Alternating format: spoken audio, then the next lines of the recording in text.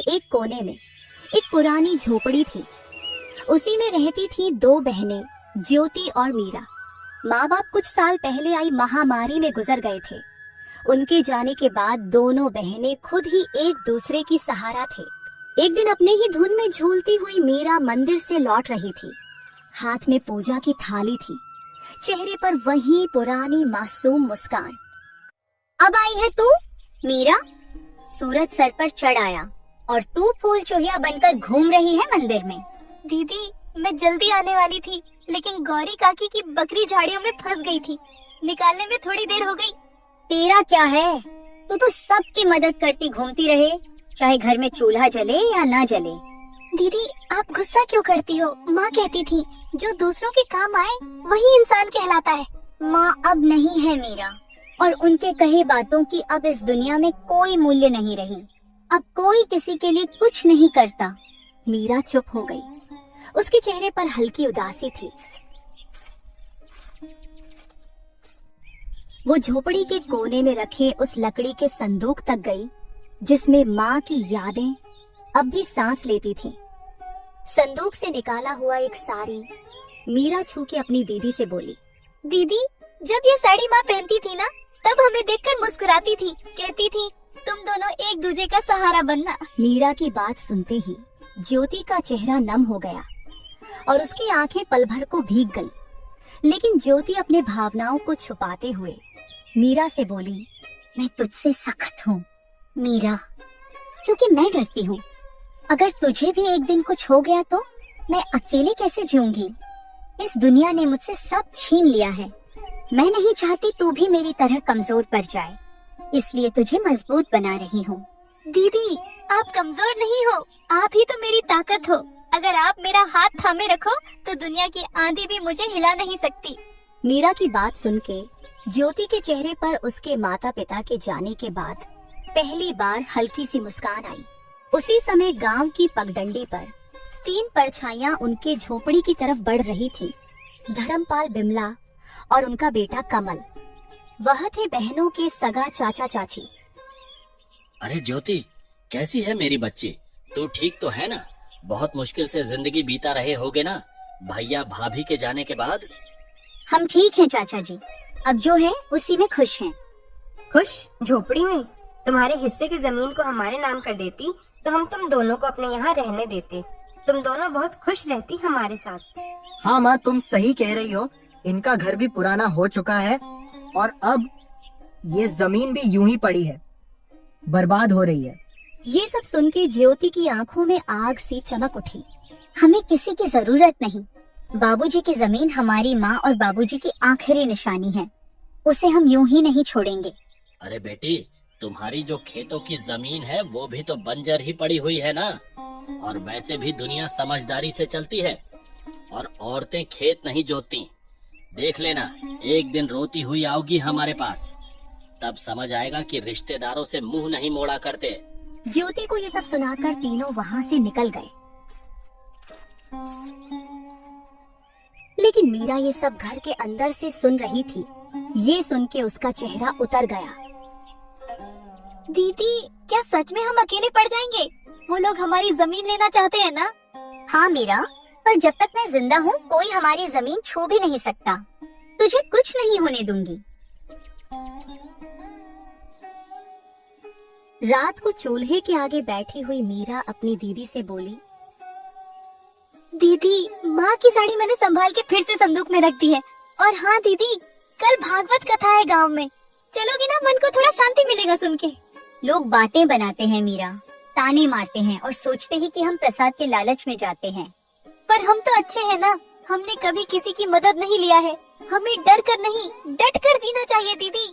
नहीं, हम नहीं जाएंगे। भगवान सब में है। तुम यहीं से भगवान को पूजना और मंदिर भी जाना, लेकिन वहाँ जाने की जरूरत नहीं। यही सब बात करके दोनों बहनें जैसे तैसे रात का खाना खा के सोने जाते हैं।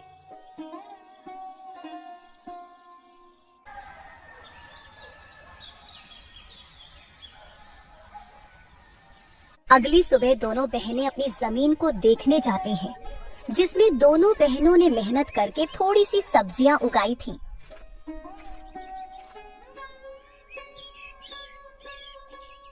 दीदी, अच्छा हुआ कि माँ बाबूजी के जाने के बाद हमने ये जमीन बेचा नहीं। अभी देखो हमने मेहनत करके कितनी सारी सब्जियाँ उगाई है। अब हम किसी व्यापारी को ये बेच के थोड़े पैसे कमा सकते हैं। हाँ तू ठीक बोल रही है, इसे बेच के कुछ दिन का तो गुजारा हो जाएगा, लेकिन क्या दीदी? ऐसे बेच के हम कुछ दिन ही गुजारा कर पाएंगे, उसके बाद क्या? अरे आप मायूस मत हो दीदी, मुझे सिलाई बुनाई का काम आता है, मैं वो करके घर खर्चे निकालूंगी, आप बस घर संभालना। कोई जरूरत नहीं तुझे ये सब करने की। तू क्या मुझे बेकार समझती है?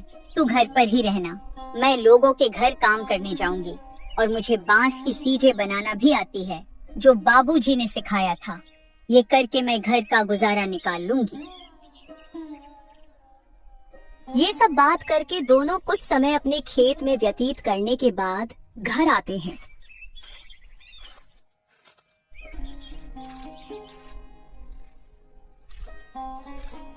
और अपने अपने काम में लग जाते हैं। रात को जब दोनों सोने जाते हैं तब दोनों बहनें अपनी मुश्किल भरी जीवन के बारे में एक दूसरे से बात करने लगते हैं। दीदी, माँ बाबूजी के बिना ये रातें और भी डरावनी लगती हैं। सब कुछ खाली खाली लगता है ना दीदी? हाँ मीरा, पर अब हम माँ बाबूजी दोनों की जिम्मेदारी निभा रहे हैं। हमें हार नहीं माननी। ये जमीन, ये घर, सब कुछ उनका दिया हुआ है। हमें इसे बचाना है किसी भी कीमत पर। यही सब तो माँ बाबूजी की यादें हैं। ज्योति बहुत ही हिम्मती थी। वह तो किसी से मदद भी नहीं लेना चाहती, लेकिन उसे अपनी बहन को लेके बहुत चिंता होती थी।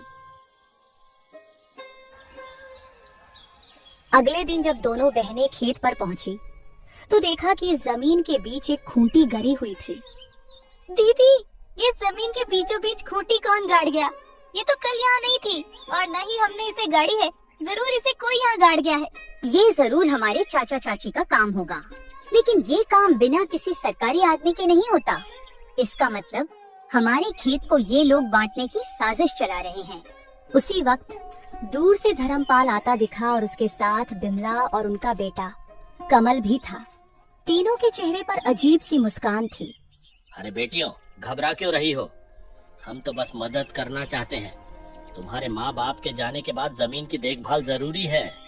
तुमसे अकेले तो होगा नहीं। चाचा जी, आपकी मदद की जरूरत नहीं है हमें। ये जमीन हमारी माँ बाबूजी की निशानी है। इसे किसी के हवाले नहीं करेंगे। अरे बच्चियों, ऐसे कैसे नहीं दोगे? ये जमीन तो तुम्हारी और हमारी। कमल के दादाजी ने अपने दोनों बेटों को बराबर हिस्सा करके दिया था, लेकिन शायद तुम्हारे पिता अपने आखिरी दिनों में तुमसे ये बात बोलना भूल गए। इतने साल तो हम साथ ही खाए पिए हैं। हम तो तुम्हारे भलाई ही चाहते हैं। अब ये दुश्मनी क्यों? दुश्मनी तब शुरू हुई चाची, जब आपने हमें अकेले समझकर हमारी जमीन पर नजर डाली। और चाची, दुश्मनी तो आप लोग हम दोनों से निकाल रही हो। अरे मीरा, इतनी गरज क्यों रही हो? छोटी हो छोटी बनकर रहो। ऐसे बड़ों के बीच मत बोल, समझी? अरे जाओ, कैसे बड़े लोग जिनकी सोच छोटी होती है वे उम्र में बड़े होके भी सम्मान के हकदार नहीं होते। मीरा, तू कुछ मत बोल। और हाँ, अब अगर आप लोग हमारे खेत के पास भी आए तो अच्छा नहीं होगा। हम कमजोर दिखते हैं पर डरते नहीं। धर्मपाल ने सबको चुप कराकर कहा। ठीक है बेटियों, हम कुछ नहीं कहेंगे, लेकिन कानून अपना काम करेगा। जब जमीन के सरकारी कागजात आएंगे तो देख लेना। जब तुम्हारे नाम नहीं निकलेंगे तो खुद समझ जाओगी कि जमीन किसकी है। तीनों वहाँ से चले गए। ज्योति और मीरा कुछ देर तक खामोश खड़ी रही। दीदी, क्या वो सच में कागज बदलवा सकते हैं? कुछ भी कर सकते हैं मीरा। लालच में आदमी अंधा हो जाता है। हमें किसी पे भरोसे नहीं करना चाहिए। अब हमें बहुत संभाल के रहना पड़ेगा। उसी दोपहर दोनों बहनें सरपंच के पास पहुंची। चौपाल में गांव वाले बैठे थे और वहां पहले से ही धर्मपाल बैठा हुआ था। सरपंच जी, हम आपके पास न्याय मांगने आए हैं। हमारे चाचा चाची जमीन हड़पना चाहते हैं और शायद पटवारी से मिलकर फर्जी कागज बनवा रहे हैं। हम अनाथ हैं, इसका मतलब ये नहीं कि हम बेबस हैं। हमें अपने माँ बाबूजी की जमीन किसी हाल में नहीं देनी। कृपया आप हमारी मदद करें। धर्मपाल जी, अगर ये सच है तो ये गांव की मर्यादा के खिलाफ है। परिवार के नाम पर ठगी करना यहाँ नहीं चलेगा। सरपंच जी, ये लड़कियां हमें बदनाम कर रही हैं। हम तो बस जमीन की चिंता कर रहे हैं। इन दोनों बच्चियों को क्या पता ये जमीन के बारे में। ये जमीन के बाद तो इनके पिता और मैं ही जानते थे। मेरा भाई तो अब इस दुनिया में नहीं रहा, इसीलिए अब मुझे ही तो सब कुछ देखना पड़ेगा। गांव वालों में फुसफुसाहट होने लगी। हमने इन बच्चियों को बचपन से देखा है, ये झूठ नहीं बोल सकती। धर्मपाल के मुंह में राम, बगल में छुरी। हम सब समझते हैं इसके बारे में। सरपंच ने इस बात को अगले दिन पंचायत में विस्तार से निकालने की बात की और फैसला अगले दिन देने की बात कही। बहनों की आंखों में पहली बार उम्मीद की चमक थी।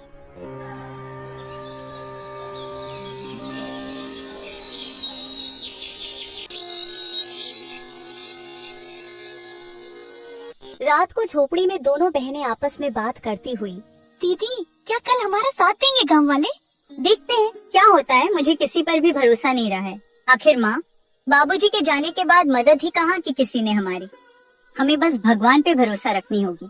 माँ बाबूजी तो नहीं है, पर उनका आशीर्वाद जरूर है हमारे साथ। आप देखना दीदी, हमारे साथ कुछ बुरा नहीं होगा।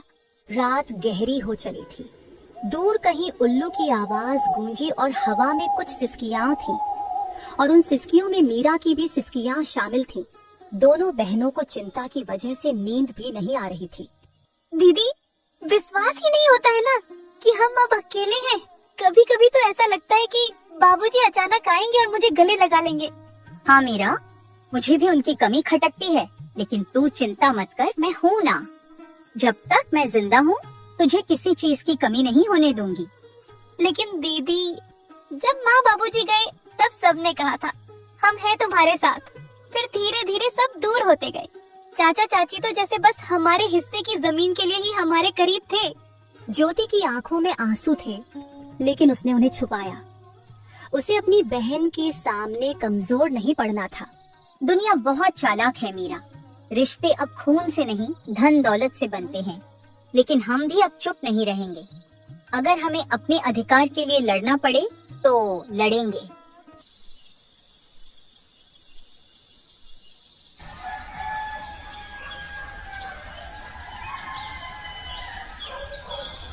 सुबह होते ही गांव में एक अफवाह फैल गई कि धर्मपाल अब पंचायत से कहकर जमीन अपने नाम करवाने की तैयारी कर रहा है। गांव की गलियों में लोग कानाफूसी करने लगे। अरे सुन सुग्गो, धर्मपाल ने तो कमाल कर दिया। अपने ही भाई की बेटियों को बेघर करना चाहता है। हाँ काकी, कैसा रिश्तेदार है, अपने ही भतीजों को बेघर करने में तुला हुआ है। इन बातों की भनक ज्योति को लगी तो वो मीरा को लेकर सीधा सरपंच के वहाँ पहुँची। सरपंच जी, हमें आपसे इंसाफ चाहिए था। मेरे माँ बाबूजी की जमीन पर मेरे चाचा जबरदस्ती का दावा कर रहे हैं और आप लोग उनका साथ दे रहे हैं। मुझे आपसे ये उम्मीद नहीं थी। हम कोई अबला नहीं है, हम ऐसे चुप नहीं रहेंगे सरपंच जी। ऐसे कैसे कोई भी आके हमारी जमीन हड़प लेगा। थोड़े समय बाद धर्मपाल, बिमला और कमल भी वहाँ पहुँच गए और वहाँ पर नाटक करने लगे। सरपंच जी, हम तो बस इनकी भलाई चाहते हैं। भाई की मौत के बाद हमने ही इन्हें पाला है, आप तो ये अच्छे से जानते हैं। और अब जब लड़कियां बड़ी हो गईं, तो हमें बदनाम कर रही हैं। जरा सोचिए, क्या यही इंसानियत है? ज्योति बेटी, तुम्हारे चाचा तो ठीक कह रहे हैं। तुम लोग तो एक ही परिवार के हो। परिवार के बीच ये झगड़ा क्यों? वैसे भी सरकारी कागजात के हिसाब से तुम्हारी जमीन में इनका भी हक है। ऐसे कैसे सरपंच जी, ये लोग हमारी मजबूरी को देखकर हमारा फायदा उठाने आए हैं। ये कोई परिवार नहीं है, ये बस जमीन के लालच में परिवार होने का दिखावा कर रहे हैं। ये सब बात चल ही रही थी कि तभी पटवारी भी वहाँ आ जाता है। हरीश चंद्र की जमीन कानूनी तौर पर सिर्फ उनकी नहीं है, इसमें उनका भाई धर्मपाल का भी हिस्सा है। ऐसे कैसे? तुम लोग तो बस कागजात के बारे में बोल रहे हो, लेकिन क्या सबूत है कि हमारी जमीन का चाचा जी भी हिस्सेदार है? हाँ ज्योति बेटिया, बात तो सही कह रही है। तुम लोग कुछ पुख्ता सबूत भी पेश करो, तब जाके मैं पंचायत बुलाकर सही फैसला ले पाऊंगा। सरपंच के मुंह से ये सुनने के बाद धर्मपाल, बिमला और कमल थोड़ा हताश जैसे नजर आए और वे लोग वहाँ से निकल गए। अरे पटवारी, तुम किसका इंतजार कर रहे हो? तुमको नहीं जाना उनके पीछे पीछे? कितने पैसे खिलाए थे मेरे चाचा ने? ज्योति की ताना सुन के पटवारी शर्म से वहाँ से निकल जाता है। बिटिया, मुझे गलत मत समझना। मेरे आंखों के सामने जो आया मैंने उसे ही सच मान लिया। इस बार मैं अच्छे से जांच पड़ताल करके एक नतीजे में पहुंचूंगा। आगे से मैं धर्मपाल के बातों में नहीं आऊंगा। और वे लोग तुम दोनों के मजबूरी का फायदा उठाना चाहते हैं तो मैं तुम लोगों को न्याय और उन लोगों को कड़ी सजा दूंगा। सरपंच के मुंह से ये सुन के दोनों ने थोड़े राहत की सांस ली और थोड़ा शक, थोड़ी खुशी के साथ घर लौटे।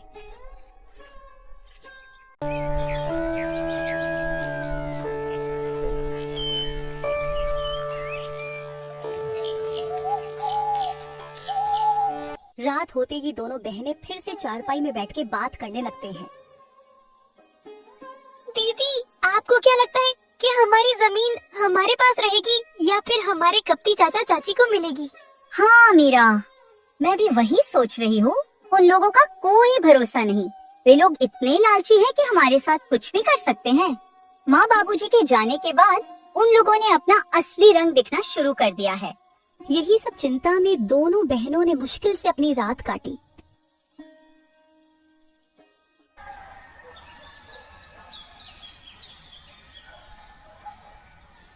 गांव की हवाओं में हल्की सरसराहट थी।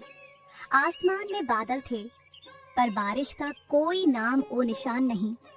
लेकिन ज्योति और मीरा के मन में बहुत कुछ उमड़ रहा था, जैसे भीतर कोई तूफान उठ रहा हो। घर का आंगन सूना था और बहनों के चेहरों पर चिंता की लकीरें साफ झलक रही थी। दीदी, आज खेत चले क्या? वो जो पिछली बार की सब्जियां बची थी, कहीं किसी जानवर ने नुकसान तो नहीं कर दिया होगा? कभी कभी किसी की गाय बकरी आ जाती है और पूरा नुकसान कर देती है। हाँ मीरा, चलो, खेत को देखने से मन भी हल्का हो जाता है। और बाकी बची हुई सब्जियां बेचने के लायक हो गई कि नहीं, साथ में देख लेंगे।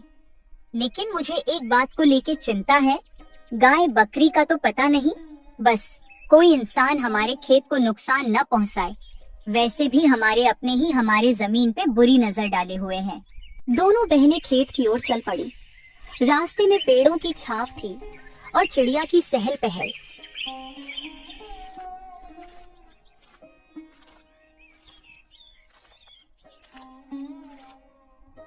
जैसे ही दोनों खेत के पास पहुंची, मीरा ने दूर से किसी की परछाई देखी।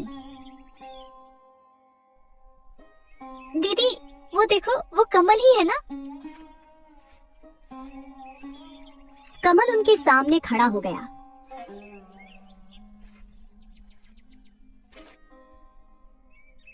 आंखों में गुस्सा, चेहरे पर घमंड। वो वहीं दोनों बहनों का रास्ता रोककर उनसे बात करने लगा। बहुत घमंड आ गया है तुम दोनों में। पहले जब हम साथ में रहते थे तब तुम दोनों बहुत मासूम बनने का नाटक कर रहे थे और तो और जुबान भी नहीं खोलते थे, लेकिन अब जैसे गांव की मालकिन बन गई हो तुम लोग।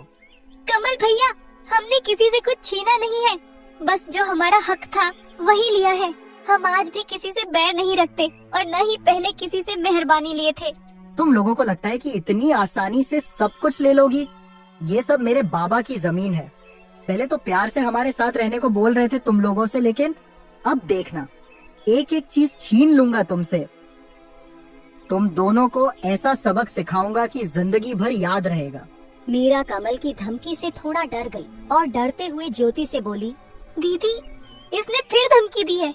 आप कुछ बोलो ना, ऐसे कैसे ये हमसे सब कुछ छीन लेगा? बहुत हो गया मीरा, कोई जरूरत नहीं इसके साथ झगड़ा करने की। मैं भी देखती हूँ कौन हमसे क्या छीन लेता है। और हाँ कमल, तुम यहाँ से चले जाओ, नहीं तो हम पंचायत में जाके बोल देंगे कि तुम हमें अकेले देख धमकी दे रहे हो।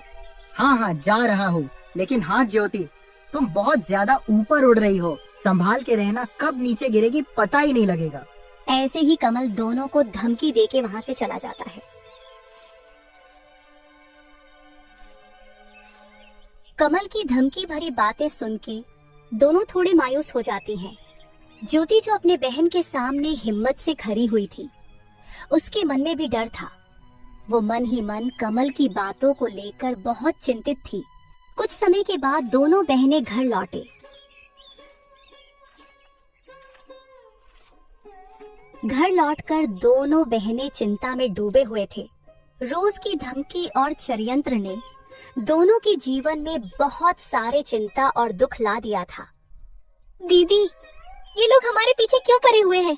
हमने किसी का क्या बिगाड़ा है? हमारे चाचा के पास तो सब कुछ है। वो लोग हमसे अच्छी जिंदगी जी रहे हैं, फिर भी वे लोग हमारा जमीन हड़पना चाहते हैं। इंसान की लालच कभी खत्म नहीं होती मीरा। भले ही इंसान के पास सब कुछ हो, फिर भी इंसान और चाह के लालच में या तो दूसरे का नुकसान करते हैं या फिर अपनों का ही नुकसान करते हैं। हम तो इनके खिलाफ कोई बड़ी कदम भी नहीं रख सकते। उनके कर्मों का फल उन्हें भगवान जरूर देंगे। ऐसे ही कुछ दिन बीत जाते हैं। समय बीतता है। एक दिन अचानक धर्मपाल के चावल के मिल में किसी कारण आग लग जाती है। जब दोनों बाप बेटे को ये खबर मिली तो वे दौड़ते हुए वहां पहुंचे। मिल के बाहर लोगों की भीड़ जमी हुई थी, लेकिन गांव वालों ने पहले से ही आग बुझा दिया था। धर्मपाल और उसके बेटे को देख गांव वाले कानाफूसी करने लगे। अरे ये आग ऐसे ही नहीं लगी, ये तो धर्मपाल और उनके परिवार के किए गए बुरे कर्मों का नतीजा है। उन्होंने बिन माँ बाप के उन दोनों लड़कियों को बहुत परेशान किया था। अब देखो क्या हुआ इनके साथ। हाँ भाई, बिल्कुल सही कह रहे हो। मैं भी वही सोच रहा था। भगवान बुरे कर्मों का सजा इंसानों को जरूर देता है। भगवान के घर देर है लेकिन अंधेर नहीं। गांव वालों की बात सुन के दोनों बाप बेटे गंभीर चिंता में चले गए।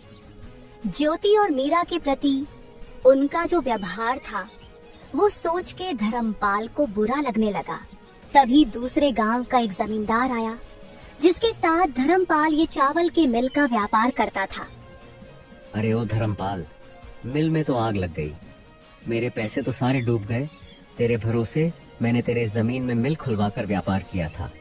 अब तो मेरे नुकसान का भरपाई तुझे ही करनी होगी।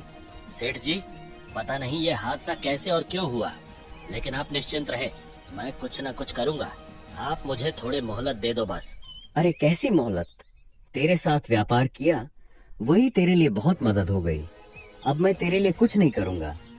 मुझे मेरे पैसे वापस कर और उसके बाद तू अपने रास्ते में अपने रास्ते। सेठ जी, आप ऐसा मत कीजिए। इस मुसीबत के घड़ी पे आप यूं मत फेरिए। मैं कुछ भी नहीं जानता, मुझे बस मेरे पैसे चाहिए। बहुत मदद कर चुका तुम लोगों की। तुम जैसे लोगों के साथ मैंने व्यापार किया वही बहुत बड़ी बात है तुम लोगों के लिए। कुछ भी करना पड़े करो, बस मुझे पैसे दे दो।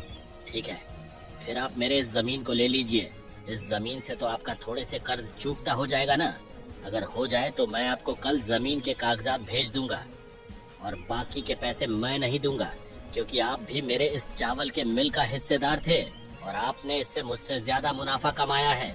अब इसका पूरा नुकसान मैं अकेला क्यों झेलूं? ऐसा है क्या? ठीक है, तू मुझसे दुश्मनी मोल ले रहा है, देख लूंगा तुझे। फिलहाल तू मुझे अपनी इस जमीन के कागजात भेज दे, बाकी के पैसे तो मैं तुझसे बाद में वसूलूंगा। जमींदार से ये सुनने के बाद दोनों बाप बेटे हताशा और गुस्से में वहां से घर निकल जाते हैं।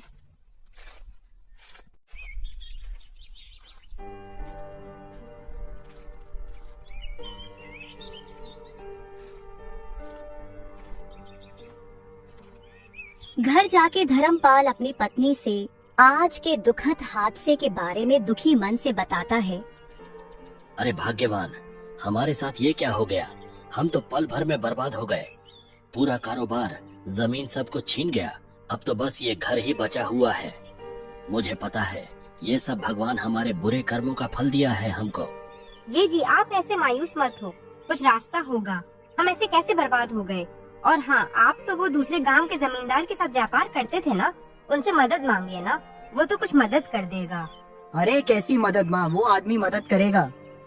अरे मदद छोड़ो, उसने हमारे चावल के मिल के जमीन को भी हड़प लिया। अरे ये क्या कह रहा है तू? अगर किसी से मदद नहीं मिला तो हम क्या करेंगे इस मुसीबत के घड़ी में? छोड़ो भाग्यवान, जो हुआ है वो सब अपने ही बुरे कर्मों का नतीजा है। तुम खुद ही सोचो, हमने मेरी दोनों भतीजियों को कितना दुख दिया है, उसी का पाप लगा है हमें। हाँ माँ, बाबूजी बिल्कुल सही कह रहे हैं। हमने पाप किया है, हमें अब इसी दुनिया में पापों का फल भुगतना पड़ेगा। पता नहीं बिना पैसों के अब ये घर कैसे चलेगा। हाँ कमल बेटा, तू सही बोल रहा है। अब हम ये घर कैसे चलाएंगे? हमें तो गांव में कोई मदद भी नहीं करेगा। ज्योति और मीरा के ऊपर किए अन्याय के लिए गांव वाले भी हमसे नाराज हैं। ऐसे तो हम सड़क पे आ जाएंगे। ये सब बात करके तीनों बहुत उदास हो जाते हैं और तभी इस उदासी भरी माहौल में बिमला बोल पड़ती है। ये जी, मेरे मन में एक विचार आया है। क्यों न हम ज्योति और मीरा के पास जाके उनसे मदद मांगे और साथ में उनसे हाथ जोड़ के माफी भी मांग लेंगे। मदद? कैसी मदद माँ? वे दोनों हमारी कैसे मदद करेंगे? उनके पास तो मदद करने के लिए कुछ भी नहीं है और न ही वे मदद करेंगे। आखिर इतना दुख जो दिया उनको हमने। अरे क्या बोल रही हो तुम? पागल हो गई हो क्या? कितना परेशान किया है उनको। अब किस मुंह से जाऊंगा उनके पास मदद मांगने? और वे तो खुद ही कितनी मुश्किल से जी रहे हैं। हमारी क्या मदद करेंगे वे? अरे आप लोग थोड़े शांत हो जाइए। हम उनसे पहले दिल से हाथ जोड़कर माफी मांगेंगे और उसके बाद हम उनके जमीन पर खेती करने की इजाजत मांगेंगे और खेती का जो भी मुनाफा होगा उनको भी आधा देंगे और हमारा भी जैसे तैसे गुजारा हो जाएगा। और हाँ, मैं इस बार लालच में नहीं बोल रही हूँ, मैं बुरी परिस्थितियों के चलते बोल रही हूँ। तुम बात तो ठीक ही कर रही हो। हमें तो कोई मदद करेगा नहीं और हमें तो ज्यादा कुछ काम भी नहीं आता। बस थोड़ा खेती बाड़ी जानता हूँ मैं। और अगर वे लोग मदद के लिए मन जाए तो कमल भी मेरी खेती में मदद कर देगा। हाँ बाबूजी, मैं करूँगा मदद। चलिए बात करने जाते हैं उनसे। और अगर वे मदद नहीं भी करे तो कम से कम माफी की उम्मीद तो रख ही सकते हैं। ये बोल के तीनों ज्योति और मीरा के घर पहुँचे।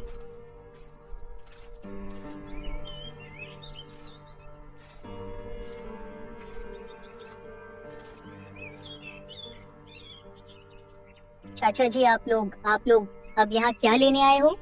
ज्योति बेटी, हमारा चावल के मिल पे आग लग गई है। हम तो पूरा बर्बाद हो गए। हाँ, मुझे पता चला आपके बारे में और मुझे इस बात का खेद है, लेकिन आप हमारे पास क्यों आए हो? क्या आपको लगता है कि आग हमने लगाया है? नहीं ज्योति, तू हमें गलत समझ रही है। हम तो तुम दोनों से माफी और मदद की आस लेके आए हैं। मदद? कैसी मदद चाची? क्या मदद चाहिए आपको? हम तो खुद ही जैसे तैसे जी रहे हैं और आप किस हक से मदद मांग रहे हो? हम हैं ही कौन आप लोगों के? बिमला ने गिड़गिड़ाते हुए ज्योति और मीरा को सब कुछ बताया और ये सब बात होते समय धर्मपाल और कमल शर्म से अपनी सिर झुका लिया था। मीरा बिमला की बात सुन के बोली, हम मदद करेंगे चाची, जो हुआ सो हुआ। आखिर आप लोग हमारी चाचा चाची है, हम आपके साथ हैं। क्या बोल रही तू मीरा? पागल हो गई है क्या? भूल गई कितना दुख दिया है इन लोगों ने हमें? और हमारे बुरे समय में ये लोग कहाँ थे? अब क्यों मदद करेंगे हम इनकी? ऐसे मत बोलो दीदी। आज माँ बाबूजी होते तो वे भी इन मुसीबत में इनकी मदद करते। और माँ बाबूजी कहा करते थे कि माफी बहुत बड़ी जीत है और माफ करने वाला ही असली विजेता है। फिर भी मीरा, मैं इन लोगों की करतूत नहीं भूलूंगी। मैं मदद करने के लिए तैयार नहीं हूँ। दीदी, आपको मेरी कसम, कृपया आप उनकी मदद कर दीजिए। और वैसे भी इनको हमारे जमीन पे खेती करने देंगे तो हमारी भी बहुत मदद होगी और हम आगे से हंसी खुशी एक साथ रह पाएंगे। मान जाओ ना दीदी, मुझे माँ बाबूजी की कमी बहुत खलती है। इनके साथ होने से मुझे अच्छा लगेगा। ज्योति मीरा का मासूम चेहरा देख उसकी खातिर मान जाती है और धर्मपाल, बिमला और कमल ने भी हाथ जोड़ के दोनों से माफी मांगते हैं और वादा करते हैं कि आगे से कभी भी उनका बुरा नहीं सोचेंगे।